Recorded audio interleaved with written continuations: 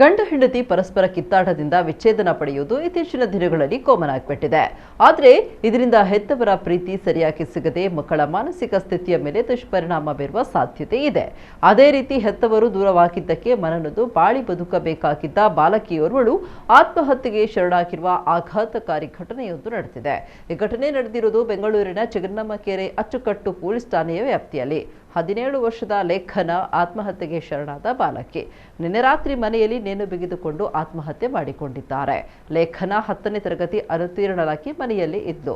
ತಂದೆ ತಾಯಿ ಕೌಟುಂಬಿಕ ಕಲಹದಿಂದ ದೂರವಾಗಿದ್ರು. ತಂದೆ ಬೇರೆ ಕಡೆ ವಾಸವಿದ್ರೆ ಲೇಖನ ತಾಯಿ ಜೊತೆಗೆ ವಾಸವಾಗಿದ್ಲು. ನನಗೆ ತಂದೆ ತಾಯಿ ಪ್ರೀತಿ ಸಿಗ್ತಾ ಇಲ್ಲ, ನಾನು ಒಂಟಿ ಎಂಬ ಭಾವನೆ ಕಾಡ್ತಾ ಇದೆ, ನನ್ನ ಸಾವಿಗೆ ನಾನೇ ಕಾರಣ ಅಂತ ಡೆತ್ ನೋಟು ಬರೆದು ಲೇಖನ ಸೂಸೈಡ್ ಮಾಡಿಕೊಂಡಿದ್ದಾಳೆ. ಚೆನ್ನಮ್ಮನಕೆರೆ ಅಚ್ಚುಕಟ್ಟು ಪೊಲೀಸ್ ಠಾಣೆಯಲ್ಲಿ ಅಸಹಜ ಸಾವು ಪ್ರಕರಣ ದಾಖಲಾಗಿದೆ.